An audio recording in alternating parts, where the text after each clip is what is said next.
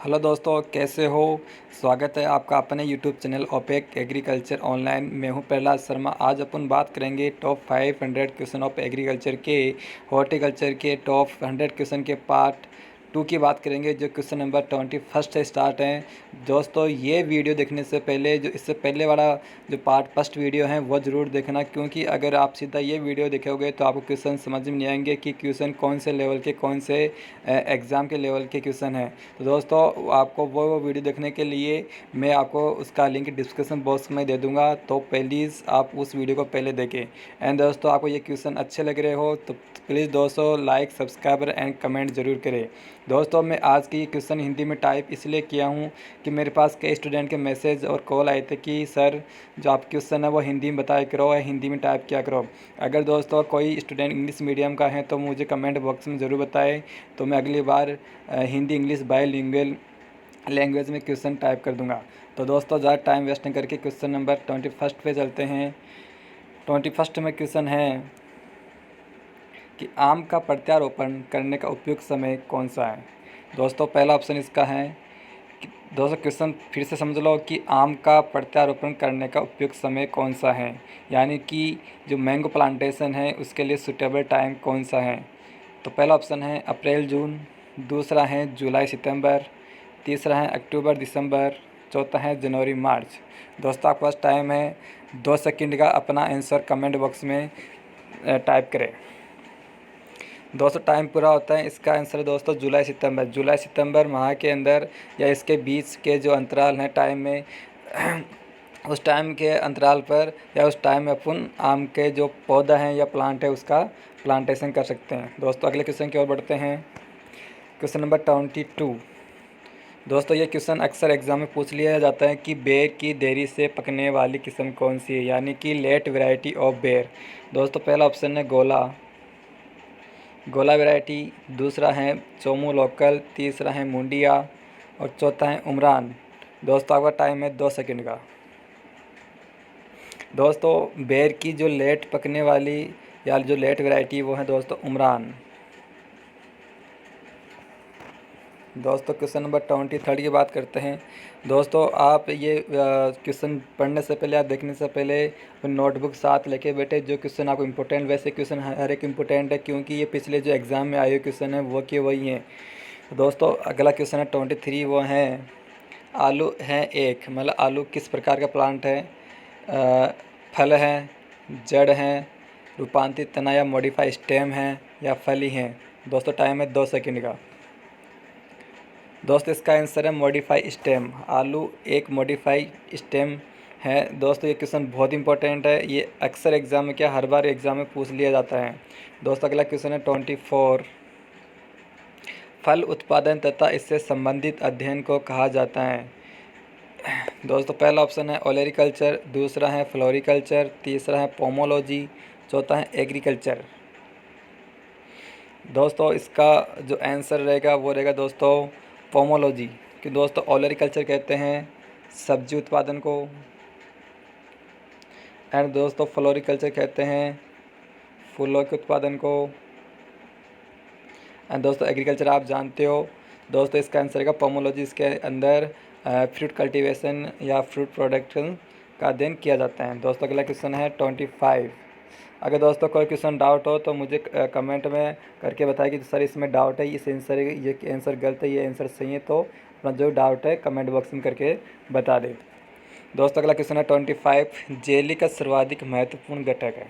दोस्तों, मैं आपको ये बता दूं कि जो जेली, ये जैम, ये जितने भी ये प्रोडक्ट हैं उसका आप फिर थोड़ा अच्छे से पढ़ लें, क्योंकि इनमें से 2-5 क्वेश्चन अक्सर एग्जाम में पूछ लिए जाते हैं। दोस्तों, इसका पहला जो ऑप्शन है वो है पैक्टिन, दूसरा प्रोटीन, तीसरा रेसा और चौथा कार्बोहाइड्रेट। दोस्तों, ये क्वेश्चन बहुत आसान है, ईजी है, तो आप इसको कर सकते हैं। दोस्तों, टाइम है 2 सेकेंड का। इसका आंसर है पैक्टिन, क्योंकि जो जेली बनाते हैं उसके लिए जो पैक्टिन है वो महत्वपूर्ण घटक हैं। अगर पैक्टिन नहीं है तो वो जेली नहीं कहलाएगी। अगला क्वेश्चन है 26। इनमें से कौन सी फसल बायोडीजल के लिए महत्वपूर्ण है। पहला ऑप्शन है आलू, दूसरा ऑप्शन है जेट्रोपा, तीसरा है अरंडी या कैस्टर जिसको बोलते हैं, चौथा है शकरकंद जिसको बोलते हैं शुगर बीट। दोस्तों, टाइम है 2 सेकंड का। इसका आंसर है जेट्रोपा। जेट्रोपा से अपन बायोडीजल का प्रोडक्शन कर सकते हैं। अगला क्वेश्चन 27, सफ़ेद मूसली क्लोरोफाइटम की फसल लगभग कितने दिनों में तैयार हो जाती है, मतलब ये कितने दिनों में तैयार हो जाती हैं जिससे अपन इसकी हार्वेस्टिंग कर सके। पहला ऑप्शन 80 से 90 दिन, दूसरा 100 से 110 दिन, तीसरा 110 से 120 दिन, चौथा 150 से 170 दिन। इसका आंसर है 80 से 90 दिन। 80 से 90 दिन के ड्यूरेशन में सफ़ेद मूसली हार्वेस्टिंग के लिए रेडी हो जाती हैं। अगला जो क्वेश्चन है, ये क्वेश्चन बहुत इंपॉर्टेंट है, इसको थोड़ा ध्यान से पढ़े कि जालोर सीडलेस किसकी किस्म है। दोस्तों इससे पहले जो फर्स्ट वीडियो था मैंने इसको आपको एक वैरायटी बताई थी कि मरून वैरायटी किसकी है, तो वो क्वेश्चन और जालोर सीडलेस क्वेश्चन, ऐसे 4-5 वैरायटी मैं आपको बताता रहूँगा। ये क्वेश्चन बहुत इंपॉर्टेंट है, आप इसको स्टार लगा सकते हो। तो दोस्तों जो मरून वैरायटी वो तो थी करौंदा की, और जो जालोर सीडलेस है उसके लिए ऑप्शन आपके पास आम, अनार, बेर, पपीता। टाइम है 2 सेकंड का। इसका आंसर है दोस्तों जालोर सीडलेस वैरायटी, वो है अनार की।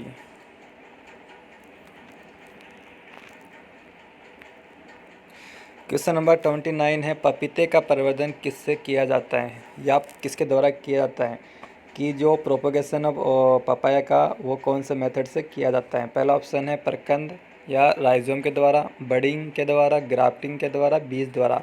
यह आपको सभी को पता है कि पपीते का प्रवर्धन बीज द्वारा किया जाता है। अगला क्वेश्चन है 30, विथानिया सोमनीफेरा है एक। आप मुझे कमेंट में ज़रूर बताएं कि विथानिया सोमनीफेरा किसका साइंटिफिक नाम है, किसका बॉटनिकल नाम है, या मुझे कमेंट करके बताएं। दोस्तों इसका है फलदार पौधा, सब्जी की फसल, औषधीय फसल, शोभाकारी फसल। जो विथानिया सोमनीफेरा है उनमें से किस प्रकार का प्लांट या क्रॉप है। टाइम है 2 सेकंड का। दोस्तों जो विथानिया सोमनीफेरा है वो औषधीय फसल या मेडिसिनल क्रॉप या प्लांट हैं। क्वेश्चन नंबर 31, निम्न में से किस सब्जी को भिंडी भी कहा जाता है, मतलब इनमें से ऐसी कौन सी सब्जी है जिसको भिंडी कहा जाता है। पहला मिर्च, ओखरा, मटर और बीन। दोस्तों इसका आंसर रहेगा ओखरा। ओखरा को कहते हैं भिंडी, जिसका नाम होता है एबुलेस्कम एस्कुलेंटम। क्वेश्चन नंबर अगला है 32, एलियम सीपा किसका बॉटनिकल नाम है। दोस्तों ये बहुत कंफ्यूजन वाला क्वेश्चन है, क्योंकि लहसुन और प्याज में अक्सर ये कंफ्यूज कर देता है। लहसुन पहला ऑप्शन है, दूसरा प्याज है, तीसरा पालक है, चौथा भिंडी है। दोस्तों टाइम है 2 सेकंड का। इसका जो आंसर है वो है प्याज। तो एलियम सीपा जो नाम है वो प्याज का होता है, और जो लहसुन का जो बॉटनिकल नाम है वो आप मुझे कमेंट करके बताएं कि लहसुन का क्या नाम है।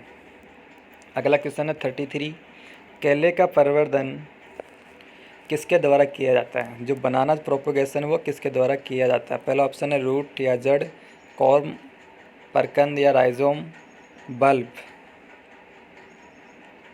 दोस्तों इसका आंसर आएगा वो आएगा राइजोम। केले का प्रवर्धन राइजोम के द्वारा किया जाता है।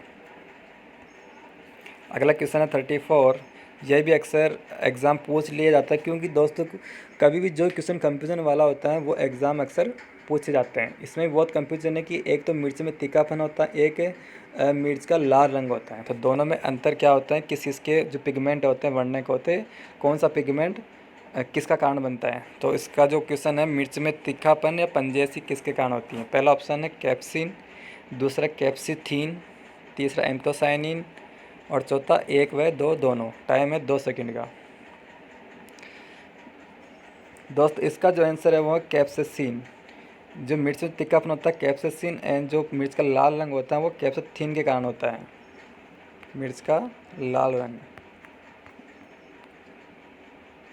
अगला जो क्वेश्चन है 35, ये सभी को पता है कि विटामिन सी की न्यूनता के कारण कौन सा रोग होता है। पहला ऑप्शन है बेरी, दूसरा रिकेट्स, तीसरा स्कर्वी, चौथा पेलेग्रा। दोस्तों इसका आंसर रहेगा कौन सा, स्कर्वी। विटामिन डी की सी कमी से रिकेट्स रोग, विटामिन बी कमी से बेरी रोग। आप मुझे कमेंट में बताएंगे कि जो पेलेग्रा रोग है कौन से विटामिन की कमी के कारण होता है। क्वेश्चन नंबर 36, फूल गोभी में मोलिब्डेनम की कमी से किस तरह की विकृति पैदा हो जाती है, यानी जो फूल गोभी जो सब्जी है उसमें अगर मोलिब्डेनम जो तत्व हैं उसकी कमी के कारण उसमें किस प्रकार के लक्षण दिखा देते हैं, कौन सा रोग उसमें हो जाता है। पहला है विप्टेल, दूसरा पत्तियों का मुड़ना, तीसरा पत्तियों का पीलापन, चौथा तने की बढ़ती रुकना। टाइम है 2 सेकंड का। दोस्तों इसका आंसर सभी को पता है कि मोलिब्डेनम की कमी से फूलगोभी में विप्टिया रोग हो जाता है।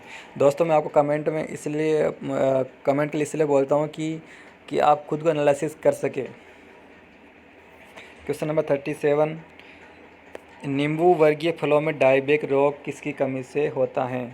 दोस्तों पहला है कॉपर, दूसरा मैग्नीज, तीसरा जिंक, चौथा आयरन। दोस्तों इसका आंसर होता है कि नींबू वर्गीय जो फल होते हैं उनमें डायबेक रोग कॉपर की कमी के कारण होता है। क्वेश्चन नंबर 38 की बात करते हैं कि खाद्य परिरक्षक फूड प्रिजर्वेशन के लिए हिमीकरण फ्रीजिंग विधि का प्रयोग किस तापमान पर किया जाता है?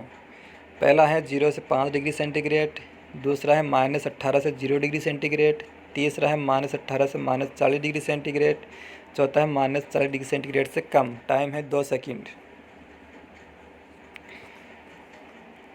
दोस्त इसका आंसर है -18 से -40 डिग्री सेंटीग्रेड पर अपन किसी भी फ्रूट को अपन प्रिजर्वेशन या हिमीकरण उसका कर सकते हैं। क्वेश्चन नंबर 39 की बात करते हैं, पौधरोपण की या प्लांटेशन की कौन सी विधि में रोपण घनता अधिक पाई जाती है या प्लांटिंग डेंसिटी अधिक होती है? पहला है वर्गाकार विधि, दूसरा है आयताकार विधि या रेक्टेंगुलर मेथड, तीसरा है षटभुजाकार विधि या हेक्सागोनल मेथड, चौथा है त्रिभुजाकार विधि या ट्रायंगुलर मेथड। अगर कहो आपको क्वेश्चन हिंदी में समझ नहीं आते हैं तो उसका ऑप्शन आप इंग्लिश वाला सही माने। दोस्तों इसका जो आंसर आएगा वो आएगा कौन सा? सभी पता है हेक्सागोनल सिस्टम, क्योंकि इसमें वर्गाकार विधि की तुलना में 15% अधिक पौधे पाए जाते हैं या लगा सकते हैं।